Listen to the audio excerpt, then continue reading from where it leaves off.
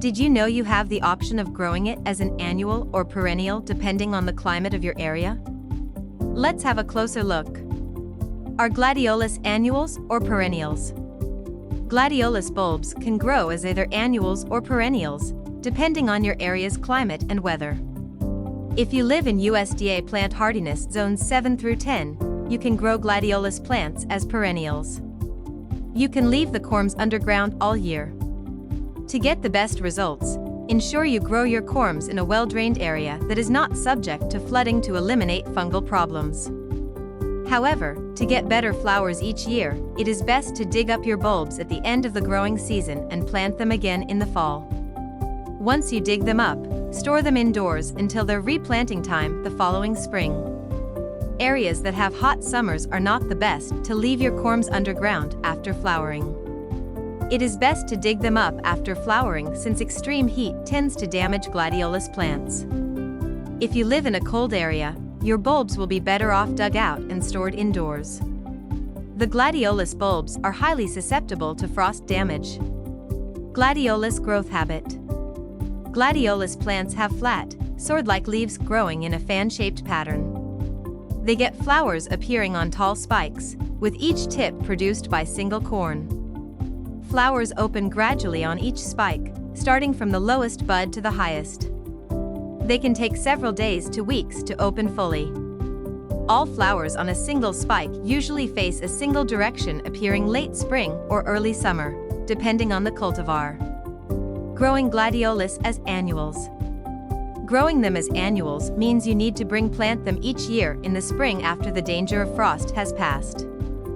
For the best display of Gladiolus flowers, plant the bulbs every 2 weeks from early to late spring. This schedule provides you with flowers for cutting as a display all summer long. You can extend or space out the flowering period further by including cultivars that bloom at different times. When grown in full sun, they produce large and bright blossoms on strong stalks. They can also grow in shade or partial sun, but they have fewer blossoms. Digging up your Gladiolus.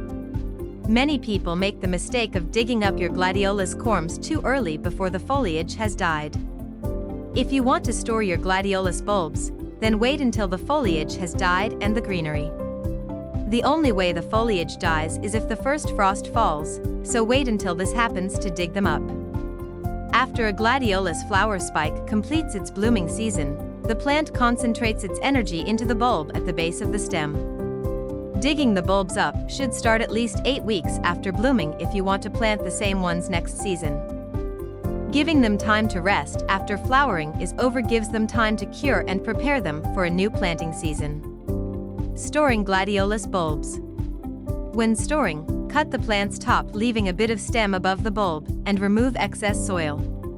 Corms need curing for about 3 weeks in a warm, dry indoor location with good air circulation. Before storing, remove any shriveled ones and any that are not in good shape. Store your healthy corms at 35 to 45 degrees Fahrenheit in cloth or paper, net, or old nylons hose bags. Step by step on how to store your bulbs. Cut the flower stalks off above each corm, leaving just a tiny piece.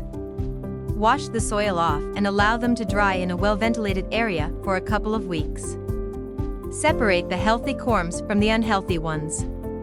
Layer them in a cardboard box using newspapers to line them in between. Store them in a dark, dry, cool area with temperatures ranging between 35 to 45 degrees Fahrenheit. If you have more than one batch of bulbs, label them to know which ones were harvested first. Once stored, check your corms from time to time to ensure they are still in good condition. If you see them starting to sprout, move them closer to a cooler spot. If you notice signs of rot, remove the packing material, as it could be too moist.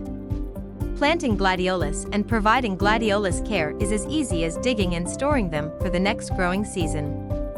Though it may seem like a lot of work, gardeners who have mastered the art of doing this can swear that this process is straightforward. If you liked this video, don't forget to like and subscribe.